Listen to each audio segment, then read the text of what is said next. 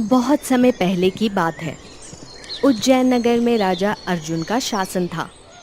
अर्जुन एक दयालु राजा था जो अपनी प्रजा का बहुत ही ख्याल रखा करता था। एक दिन अर्जुन अपने सैनिकों के साथ शिकार पर जाने की तैयारी कर रहा था। तभी एक दासी वहां जाकर अर्जुन से बोली, महाराज, महारानी ने आपको याद किया है। लेकिन अभी कुछ देर पहले ही तो हम महारानी से मिलकर आ रहे हैं। महारानी का कहना है कि उन्हें आपसे कुछ बहुत ही महत्वपूर्ण बात करनी है। दासी की बात सुनकर अर्जुन महारानी के कक्ष में चला गया और महारानी की ओर देखकर बोला, क्या बात है पद्मा? अभी कुछ देर पहले ही तो मैं तुमसे मिलकर गया था। मैं आपसे फिर से वही बात कहती हूँ, आज आप शिकार पर नहीं जाइए। तुम तो बच्ची की तरह बात कर रही हो। अरे जब हम युद्ध के मैदान में जाते हैं तब तुम हमारी तलवार पर तिलक लगाकर हमारी विजय होने की कामना करती हो और एक बहादुर पत्नी की तरह मुझे विदा करती हो। परंतु मेरी समझ में नहीं आ रहा है कि आज तुम्हें क्या हो गया है। अर्जुन की बात सुनकर रानी पद्मा अर्जुन की ओर देखकर बोली, ठीक है, लेकिन कोशिश कीजिएगा शिकार से जल्दी लौटने का। चिंता मत करो, मैं जल्दी लौट आऊंगा। इतना बोलकर अर्जुन कक्ष से बाहर निकल गया और 2 सैनिकों के साथ जंगल की ओर रवाना हो गया। अर्जुन काफी देर तक जंगल में अपने सैनिकों के साथ घूमता रहा, मगर उसे कोई भी शिकार नहीं मिला।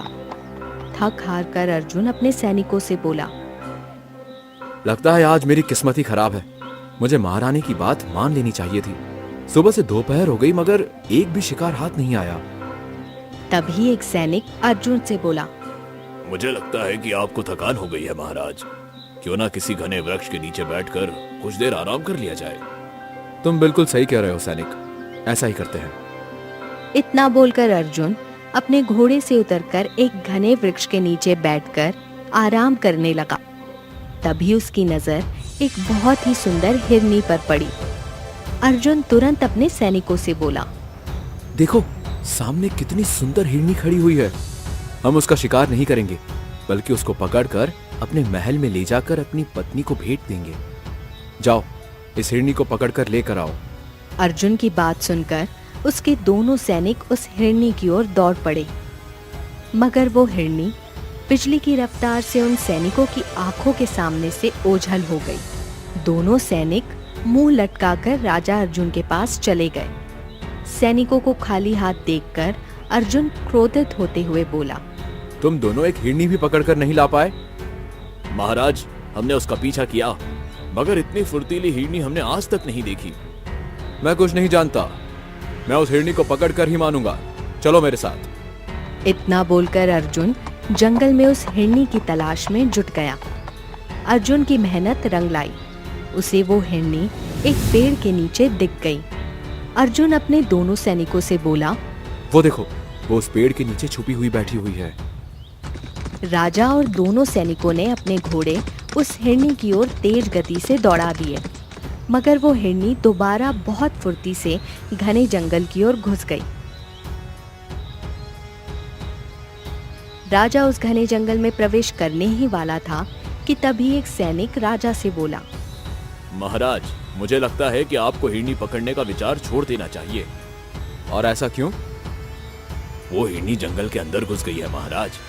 क्या आपको नहीं पता कि राजगुरु ने उस घने जंगल के अंदर जाने के लिए उज्जैन नगर के वासियों को मना किया है, और यहाँ तक कि आपको भी। तुम्हें लगता है कि मैं राजगुरु की बात मानूंगा? राजगुरु के पास सिवाय बकवास करने के अलावा और कुछ नहीं होता। चलो मेरे साथ। इतना बोलकर अर्जुन घने जंगल की सीमा के अंदर घुस गया और उसके सैनिक ना चाहते हुए भी राजा के पीछे चले गए। जंगल में घुसते ही अर्जुन को वो हिरनी दिख गई, मगर अर्जुन अपने सैनिकों के साथ जैसे ही उस हिरनी के करीब जाता, वो हिरनी बिजली की रफ्तार से फिर से वहां से भाग जाती। ये देखकर अर्जुन क्रोधित होकर अपने दोनों सैनिकों की ओर देखकर बोला, इस हिरनी ने मुझे बुरी तरह से थका दिया है। मैं इसे रानी पद्मा को भेंट में देकर ही रहूंगा, फिर भले ही चाहे मुझे इसे मार कर ही क्यों न लाना पड़ जाए। इतना बोलकर अर्जुन ने तुरंत अपना धनुष निकालकर सीधे उस हिरनी के ऊपर तीर चला दिया। तीर सीधा हिरनी के शरीर के आर पार हो गया और वो झटपटाते हुए वहीं पर गिर गई। तभी अचानक राजा को अपने दोनों सैनिकों की दर्दनाक चीख सुनाई दी। राजा ने जैसे ही पीछे की ओर देखा तो पीछे का दृश्य देखकर उसकी आंखें आश्चर्य से फटी की फटी रह गई। उसने देखा कि उसके दोनों सैनिक पेड़ की एक नुकीली डाल पर मृत अवस्था में लटके हुए थे। अर्जुन घबराता हुआ अपने आप से बोला, ऐसा कैसे हो सकता है? कुछ क्षण पहले ही तो ये दोनों सैनिक जीवित खड़े हुए थे। राजा घबराते हुए इधर उधर देखने लगा। तभी उसने देखा कि हिरनी भी वहां से गायब हो चुकी थी। ये सब क्या हो रहा है? मेरे दोनों सैनिक मारे गए और जिस हिरनी को मैंने कुछ क्षण पहले मारा था उसकी लाश ठीक सामने पड़ी हुई थी, वो भी अचानक ही कहाँ गायब हो गई? तभी अर्जुन को सब कुछ घूमता हुआ सा महसूस हुआ और वो कुछ ही क्षणों में बेहोशी की गहराइयों में समा गया। अगली सुबह अर्जुन की आंख खुली। अर्जुन तुरंत उठकर बैठ गया। तभी उसकी नजर बगल में बैठी हुई एक बेहद सुंदर स्त्री पर पड़ी जो कि उसे निहारे जा रही थी। अर्जुन उस स्त्री की ओर देखकर बोला, कौन हो तुम? मेरा नाम अवंतिका है। मैं इस जंगल में रहती हूँ। लेकिन ये तो घना जंगल है और उज्जैन नगर का कोई भी वासी इस जंगल में डर की वजह से नहीं आता। सही कहा आपने। मैं जब छोटी थी तो अपने माता पिता के साथ उज्जैन नगर में ही रहती थी और एक दिन मेरे पिता का उज्जैन नगर के एक दबंग व्यक्ति से झगड़ा हो गया। वो दबंग व्यक्ति मेरे परिवार को खत्म करना चाहता था, इसलिए मेरे पिता मुझे और मेरी माँ को लेकर इस जंगल में ले आए और फिर वो कभी उज्जैन नगर वापस नहीं गए। तब से मैं यहीं पर रह रही हूँ। तुम्हारे माता पिता कहाँ हैं? कुछ समय पहले ही वो दोनों चल बसे। मैं इस जंगल में अकेली ही रहती हूँ। अवंतिका अर्जुन को बहुत गौर से देखती हुई बोली, लेकिन आप इस जंगल में क्या कर रहे हैं और आप बेहोश कैसे हुए? अवंतिका की बात सुनकर अर्जुन को सब कुछ याद आ गया। अर्जुन तुरंत उठकर खड़ा हो गया और उसके चेहरे पर डर झलकने लगा।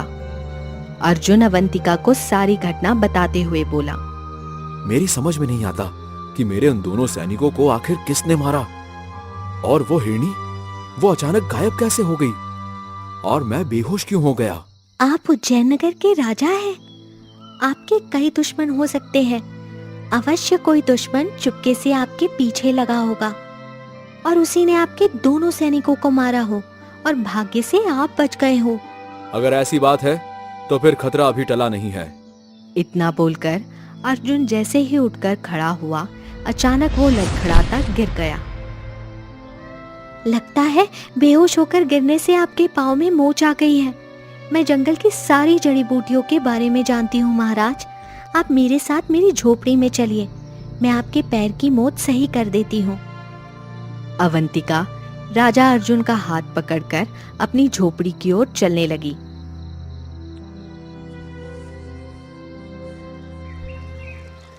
कुछ ही देर में अर्जुन ने देखा कि जंगल के एक झरने के किनारे एक सुंदर झोपड़ी बनी हुई थी।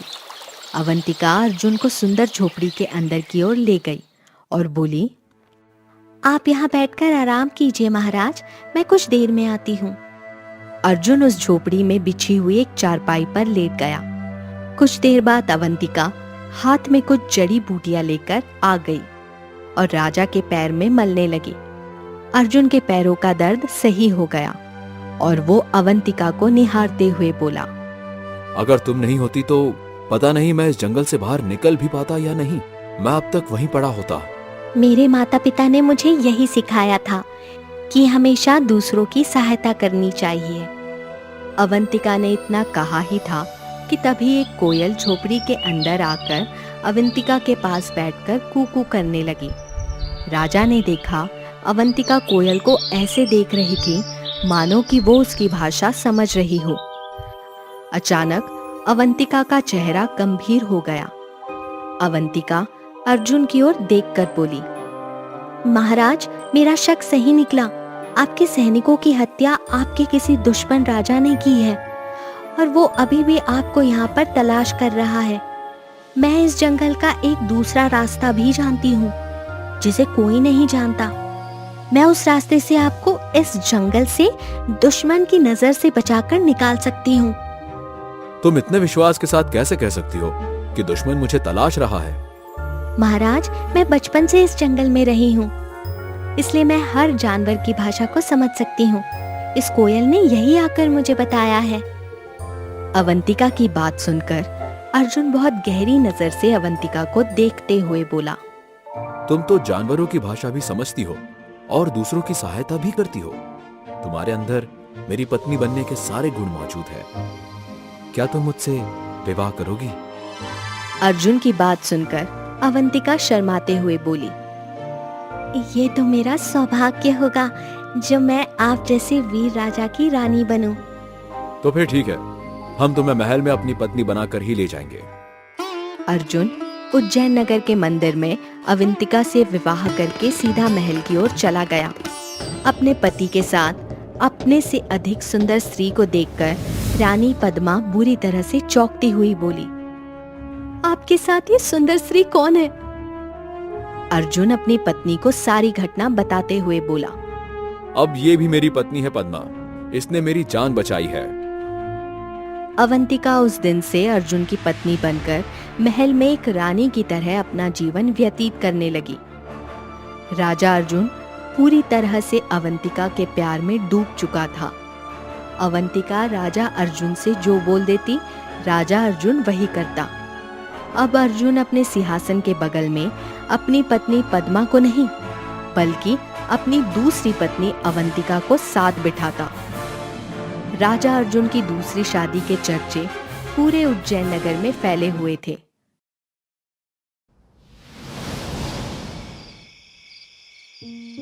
भीमा अपनी पत्नी कौशल्या से इसी बारे में बातचीत कर रहा था। सुन रही हो कौशल्या, हमारे महाराज ने दूसरी स्त्री से विवाह कर लिया है। अरे महाराज की बातें महाराज ही जाने, भला आपको इससे क्या? महाराज को ऐसा नहीं करना चाहिए था कौशल्या। हमारी पहली रानी बहुत सीधी साधी है और दिल की बहुत ही साफ है, प्रजा की मदद भी बहुत करती है। मगर ये दूसरी रानी सुना है बहुत ही ज्यादा घमंडी है। मेरी समझ में नहीं आता कि आखिर आपको महाराज के परिवार में इतनी दिलचस्पी क्यों है। अरे क्या आपको खेत में नहीं जाना? कल फसल कटने को है और जंगली जानवर खुले घूम रहे हैं। जाइए, जाकर अपने खेत की रखवाली करिए। अपनी पत्नी की बात सुनकर भीमा मुस्कुराता हुआ अपने खेत की ओर चला गया। रात का समय हो चुका था। भीमा खेत में बनी हुई एक झोपड़ी के अंदर बैठ गया। भीमा झोपड़ी के अंदर बैठा ही था कि तभी उसे ऐसा महसूस हुआ कि जैसे कि कोई उसकी झोपड़ी के बाहर टहल रहा हो। भीमा अपने आप से बोला, रात के समय बाहर कौन टहल रहा है? कहीं कोई जानवर तो नहीं? नहीं नहीं, जानवर के कदमों की आवाज तो अलग होती है। इतना बोलकर भीमा जैसे ही अपनी झोपड़ी के बाहर आया तो सामने का दृश्य देखकर उसकी आंखें फटी की फटी रह गई। भीमा चीखते हुए बोला, यह असंभव है, ऐसा कैसे हो सकता है? इतना बोलकर भीमा लड़खड़ाते हुए जमीन पर गिर गया। अगली सुबह भीमा की लाश बहुत बुरी अवस्था में उसके खेत में मिली। भीमा की पत्नी का रो रो कर बहुत बुरा हाल था। भीमा की लाश को देखकर गांव का मुखिया बुरी तरह से डरते हुए बोला, भीमा की लाश को देखकर ऐसा लग रहा है जैसे कि मरने से पहले इसने कोई बड़ा ही भयानक दृश्य देखा हो। तभी भीमा की पत्नी कौशल्या रोते हुए बोली, मेरी हिम्मत मारी गई थी। मैंने इन्हें रात के समय खेत में भेज दिया। मुझे क्या पता था कि कुछ ऐसा होने वाला है। चिंता मत करो कौशल्या, मैं इस घटना की चर्चा महाराज से जरूर करूंगा। मुखिया ने इतना कहा ही था कि तभी एक व्यक्ति चिल्लाते हुए बोला, अरे वो देखो, महाराज और राजगुरु यहीं पर आ रहे हैं। तभी अचानक वहां पर राजा अर्जुन राजगुरु और कुछ सैनिकों के साथ वहां पर आ पहुंचा और बोला, यहाँ पर इतनी भीड़ क्यों जमा है? मुखिया कांपते हुए सारी घटना राजा अर्जुन को बताते हुए बोला। महाराज, हमारे गांव में भीमा नाम के व्यक्ति की किसी ने बुरी तरह से हत्या कर दी।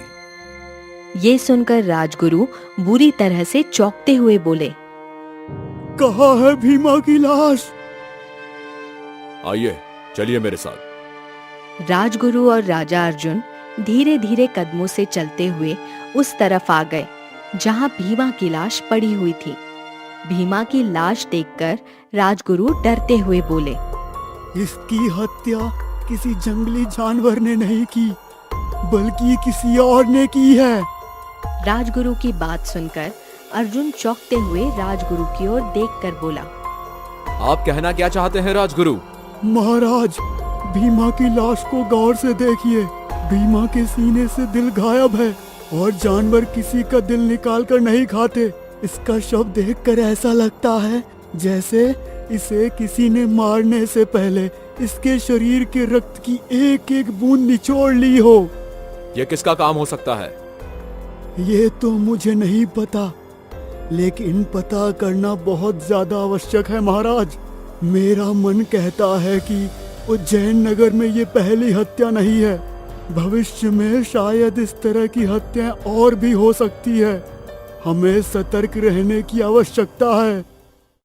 राजगुरु ने इतना कहा ही था कि तभी रानी अवंतिका, जो कि अब अर्जुन के राजकाज में हाथ भी बटाने लगी थी, वहां पर आ पहुंची और राजगुरु की ओर देखकर बोली। ये किसी जंगली जानवर का ही काम है राजगुरु। ये इलाका जंगली है, इस मामले को इतना तुल देने की आवश्यकता नहीं है। लेकिन रानी अवंतिका।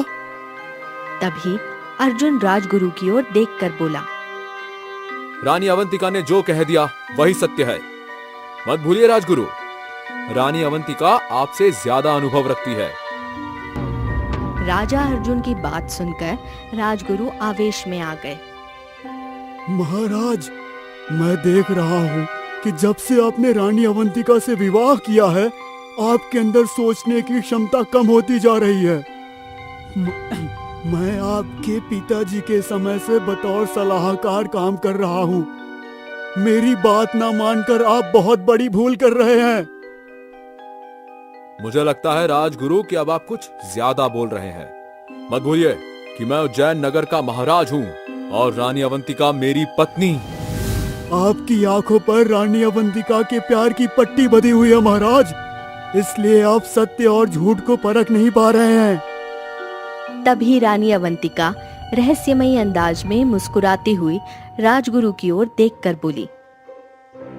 मुझे लगता है राजगुरु, अगर आपको मुझसे इतनी ही आपत्ति है तो आपको संन्यास ले लेना चाहिए।